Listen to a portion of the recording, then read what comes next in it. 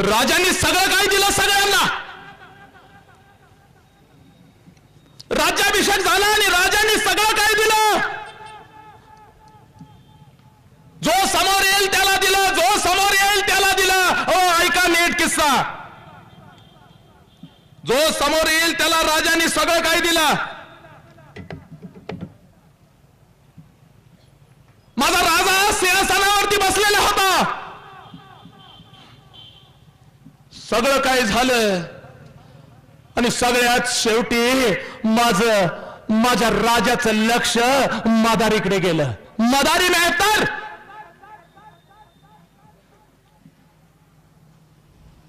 ऐका हो, माझ्या राजांच्या 31 अंगरक्षकापैकी 20 अंगरक्षक माझ्या मुस्लिम बांधवांचे होते. रक्त सांडायला माझा मुस्लिम बांधव पुढे होता स्वराज्यासाठी. राजांचं लक्ष मदारीकडे गेलं.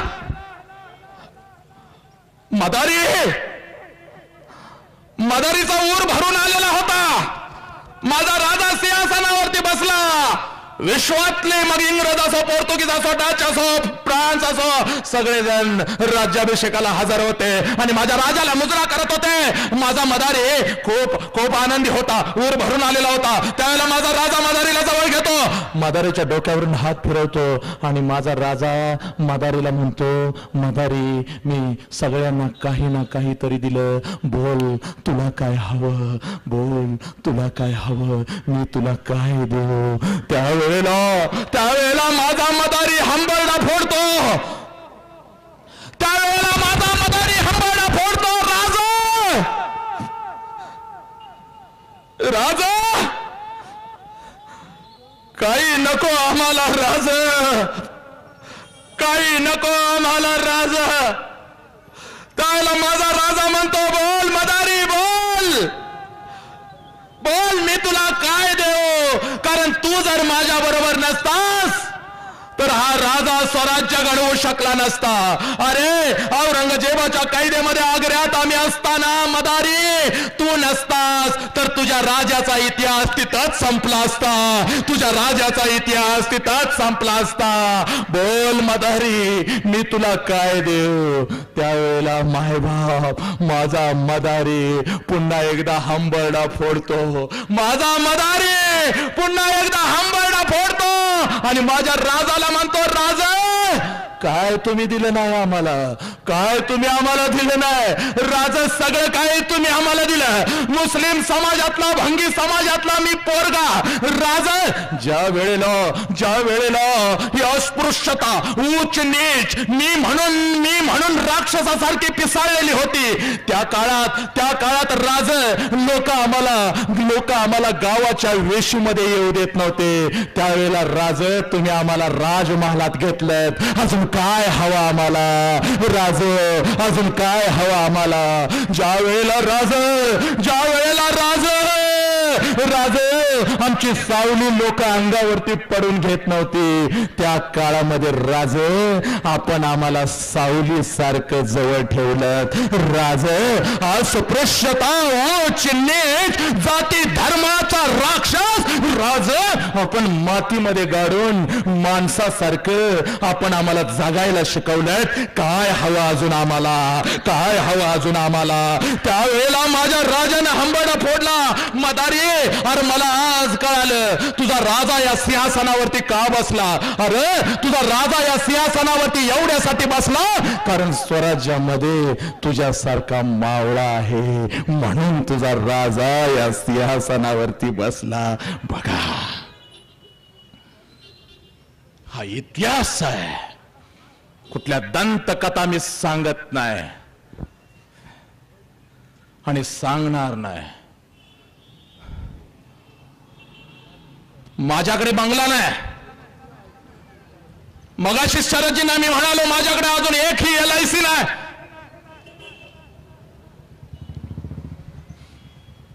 पण लक्षात घ्या संत तुकोबारायांचा एक दोहा माझ्याकडे आहे.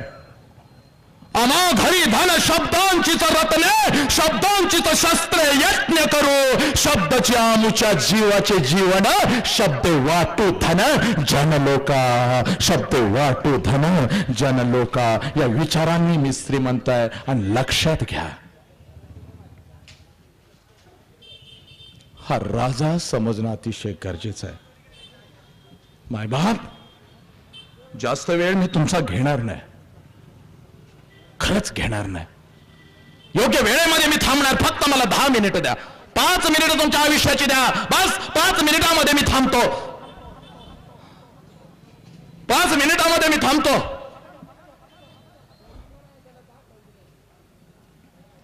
पण काही गोष्टी सांगणं गरजेचं आहे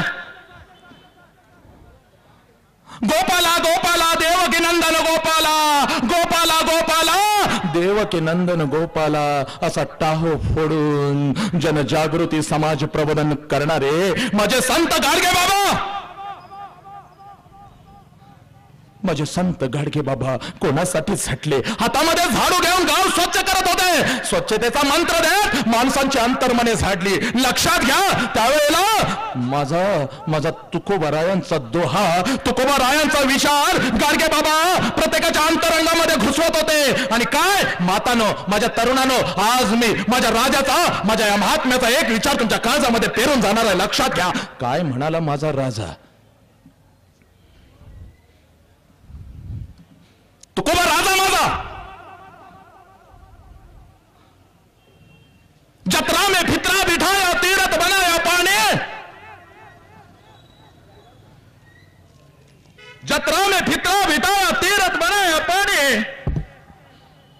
ये दुनिया भली दीवानी पैसे की फुलदाने हा विचार माणसांच्या काळजामध्ये घुसवताना माझे संत गाडगे बाबा सांगतात शेंदूर माखोनिया धोंडा शेंदूर माखोनिया धोंडा पाया पडिती पोरे आणि गुंडा शेंदूर माखोनिया धोंडा पाया पडिती पोरे आणि गुंडा देव दगडाचा केला गवंडी त्याचा बाप झाला देव दगडाचा केला गवंडी त्याचा बाप झाला देव सोन्याचा केला सोनार त्याचा बाप झाला देव मातीचा केला कुंभार त्याचा बाप झाला सोडून या खऱ्या देवा करते मसोबाची सेवा सोडून या खऱ्या देवा करते मसोबाची सेवा विठ्ठल विठ्ठल विठ्ठल त्यावेळेला माझा संत तुकोबाराया गरजतात केस वाढवून डोई भूत्यान ती अंगासे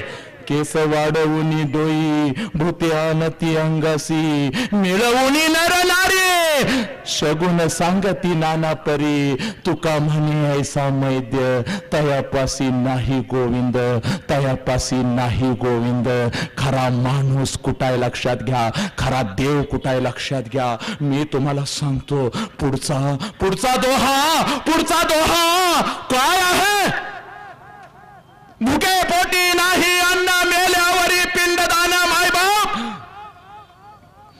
पित्रवडा येतो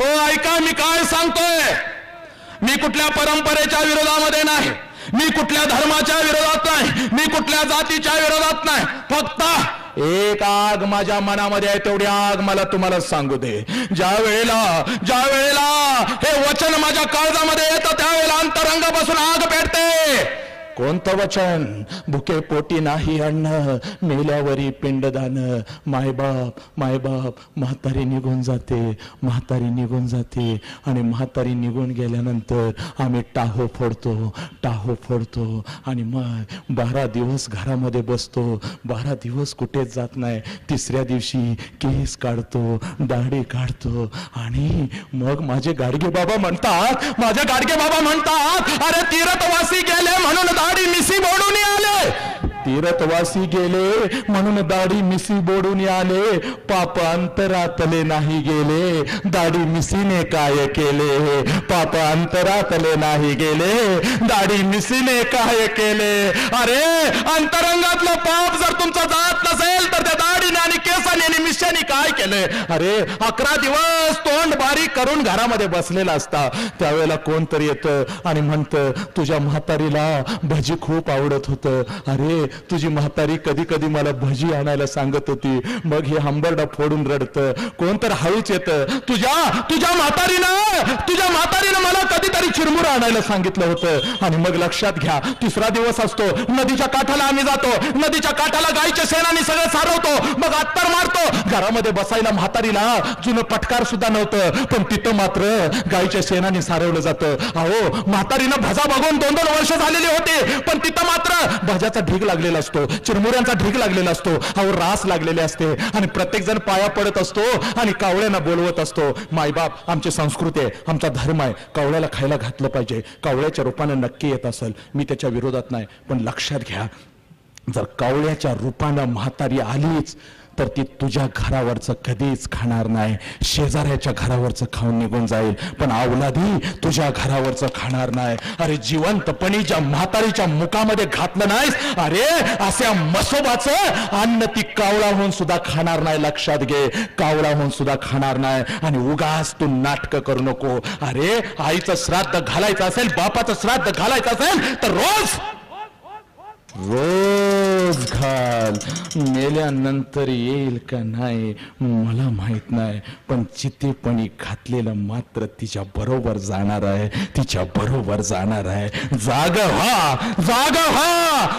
व्हा मायबाप. अरे आई बरोबर रोज माझी भांडणं होतात. आई म्हणते, बाळा किती पळतोस, किती पळणार, अरे हजार किलोमीटरचा प्रवास करून जातोस, लोकांना कधी म्हणाला नाहीस व्याख्यानाचे पैसे माझ्या अकाउंटवर टाका, लोकांच्या कडून कधी ऍडव्हान्स मागितलं नाहीस, लाजत पैसे सुद्धा सांगतोस.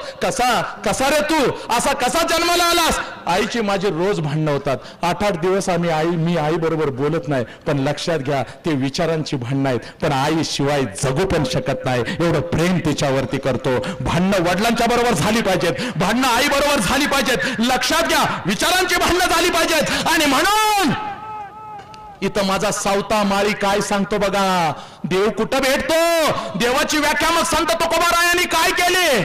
अरे देव जर तिथं नाही मंदिरात, देव जर तिथं कावळ्यामध्ये नाही, तर देव नेमका आहे कुठं याचा दाखला देतात. लक्षात घ्या, वरच्या भावाला कधीच भुलू नका, अंतरंग बघा. आणि म्हणून माझा चोका म्हणतो, ऊस डोंगा परी रस नव्हे डोंगा, ऊस डोंगा परी रस नव्हे डोंगा, काय भुललासी वरलिया रंगा. ऊस वाकडा तिकडा आहे, पण त्याच्या आतला रस मात्र गोड आहे. ऊस डोंगा परी रस नव्हे डोंगा, काय भुललासी वरलिया रंगा. नदी डोंगे पर जल नव्हे डोंगे, काय भुललासी वरलिया रंगे. चोका डोंगा पर भाव नव्हे डोंगा. चोका अस्पृश्य असेल, चोका खालच्या जातीतला असेल, पण चोकाचा भाव मात्र उच्च प्रतीचा आहे. चोका डोंगा पर भाव नाही डोंगा, काय भुललासी वरलिया रंगा, काय भुललासी वरलिया रंगा.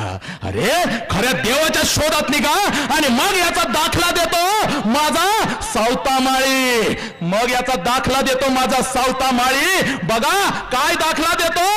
अरे कांदा मुळा भाजी अवघी मिठाई माझी, अरे कांदा मुळा भाजी अवघी मिठाई माझी. लसूण मिरची कोथंबिरी अवघा झाला माझा हरी. अरे मोठ नाडा विहीर दोरी सारी व्यापली पंढरी. सावता म्हणे केला मळा, विठ्ठल पायी गोवेला गळा. लक्षात घ्या, विठ्ठल मळ्यात भेटायला आला. त्या कोथंबरीमध्ये विठ्ठल होता, त्या लसणामध्ये विठ्ठल होता, त्या मोठामध्ये विठ्ठल होता. आणि म्हणून सगळ्यांनी सांगितलं, तुमच्या कर्मामध्येच खरा देव आहे, तुमच्या कर्मामध्येच खरा देव आहे. जे कर्म तुम्ही करता तिथंच खरा देव लपलेला आहे. मंदिरामध्ये फक्त देवाची मूर्ती आहे, पण खरा देव जे तुम्ही कर्म करता इथंच आहे आणि म्हणून कर्मामध्ये तुम्हाला देव सापडेल. मायबाप आमचं उलट झालं, कर्म मात्र आम्ही पवित्र करत नाही आणि केलेल्या कर्माची फळ फेडण्यासाठी मंदिरात नवस करतो. ज्या देवानं आम्हाला एवढं भरभरून दिलं, ज्या निसर्गानं आम्हाला भरभरून दिलं, त्या देवाला आम्ही लाच देतो. ती पण कशी? तुला एक साडी, एक माहेर 1000 रुपयाचं करते, 10 लाखचं तेवढा प्लॉट माझ्या नवऱ्याच्या नावावर होऊ दे. 10 लाखाची लाच देवाला द्यायला तुम्ही सुरुवात केली, लक्षात घ्या. आणि काय तो देव तुम्हा आम्हाला प्रसन्न होणार. मायबाप खूप व्यथा आहे, खूप व्यथा आहे, लक्षात घ्या. मी तो थांबतो, पण थांबत असताना आज एक महामंत्र मी देऊन जाणार.